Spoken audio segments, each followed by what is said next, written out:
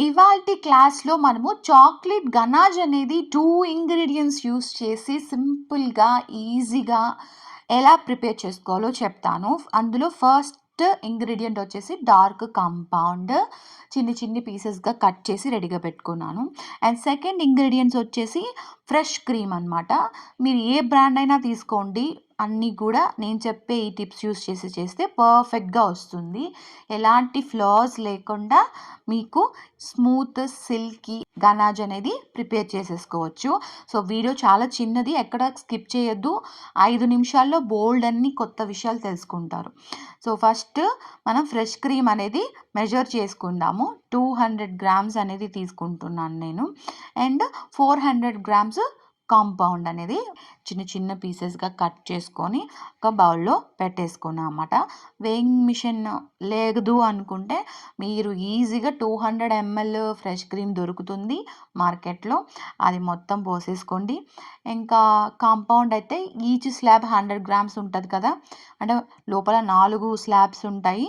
అందులో 4 స్లాబ్‌లు 400 గ్రాములు ఉంటాయి కాబట్టి 2:4 అట్లాగవుతది. సో, 200 గ్రాములు fresh cream and 400 gram compound.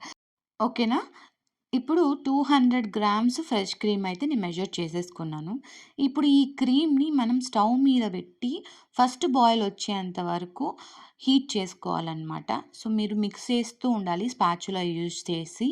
లేకపోతే అడుగంటిపోయి మాడిపోయే అవకాశం ఉంది. సో, మాడిపోకుండా స్పాచులాతో మిక్స్ చేసుకుంటూ హీట్ చేసుకోవాలి. ఈ విధంగా పొగలు కూడా రావాలి మస్ట్ అండ్ షుడ్.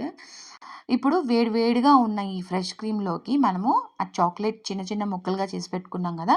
దాన్ని ఏసి కంటిన్యూస్ మిక్స్ చేస్తూ ఉండాలి. ఆ వేడి మీదే మొత్తం మనం మిక్స్ చేస్తూ ఉన్నట్లయితే ఆ చాక్లేట్ అంతా కూడా కరిగిపోయి మీకు సిల్కీ స్మూత్ వస్తది.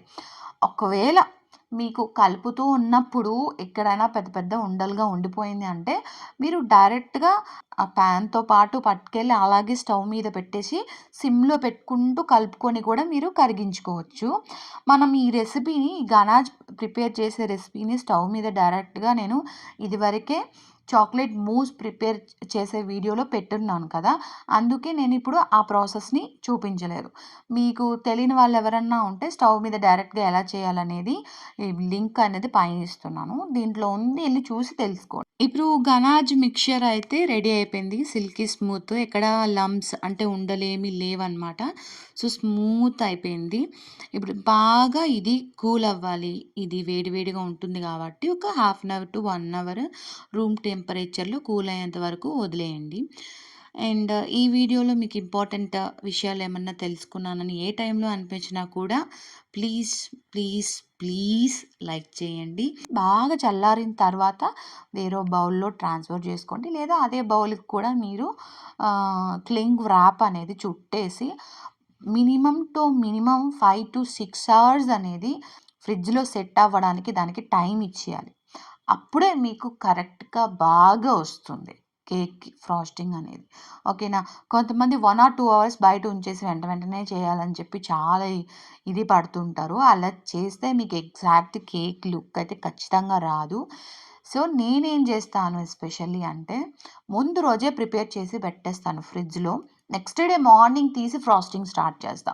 మార్నింగ్ ఒక 10కి అలాగా. సో, నైట్ ప్రిపేర్ చేసి పెట్టేసానంటే మార్నింగ్ కల్లా నాకు రెడీ అయిపోతుంది. ఇప్పుడు నేను ఫ్రిడ్జ్‌లో నుంచి తీసాను నెక్స్ట్ డే.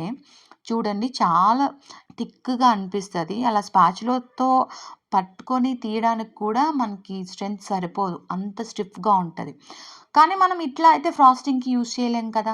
ఫ్రాస్టింగ్‌కి మనం అప్లై చేయాలంటే మన ప్యాలెట్ నైఫ్‌తో అలా ఇలా తిప్పుకోవాలంటే మనకి స్మూతీ టెక్స్చర్ కావాలి. లైక్ నటెలా తెలుసా మీకు?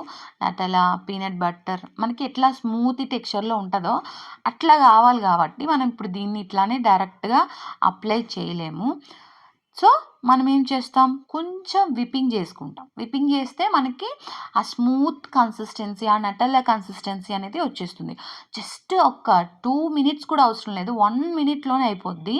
ఒక 5, 6 రౌండ్లు ఇట్లా మీరు విస్కర్ తోటి తిప్పారనుకోండి స్మూత్ టెక్స్చర్ అనేది వచ్చేస్తుంది మనకి. మీరు కూడా యూట్యూబ్ స్టూడెంట్స్ లిస్ట్‌లో జాయిన్ అవ్వాలి అనుకుంటే ఇప్పుడే మన ఛానల్‌కి సబ్స్క్రైబ్ చేసుకొని కామెంట్స్‌లో మీ పేరు, మీరెక్కడి నుంచి అండ్ ఈ కేక్ కేక్ క్లాసెస్ నేర్చుకోవడానికి ఒక పర్పస్ అనేది మెన్షన్ చేయండి. లిస్ట్‌లో జాయిన్ చేసుకొని ఎండ్ ఆఫ్ ద కోర్స్ అయిపోయిన తర్వాత మీకు కూడా కేక్ క్లాస్ సర్టిఫికేట్ అనేది ఇస్తాను. ఓకేనా? ఈ విధంగా మనం ఒక 1 మినిట్ బీట్ చేసుకున్న తర్వాత ఈ గనాచ్ ఫ్రాస్టింగ్ చూసుకుంటే మీకు చాలా స్మూత్‌గా ఉంటుంది. ఇనిషియల్‌లో ఫ్రిడ్జ్ నుంచి బయట తీసినప్పుడు ఎంత గట్టిగా ఉంటుంది. దానికి దీనికి కంపేర్ చేసుకుంటే మీకు తెలుస్తది. ఈ ఫ్రాస్టింగ్‌ని మనము 1 వీక్ వరకు ఎయిర్ టైట్ కంటైనర్‌లో ఫ్రిడ్జ్‌లో స్టోర్ చేసుకోవచ్చండి. సో, ఓవరాల్‌గా గానాచ్ ఫ్రాస్టింగ్ ఎలా ప్రిపేర్ చేయాలో అందరికీ తెలిసింది కదా! ఇప్పుడు ఈ ఫ్రాస్టింగ్ యూజ్ చేసి మనం నెక్స్ట్ ఎపిసోడ్‌లో కేక్ ఎలా ప్రిపేర్ చేయాలో చూద్దాము.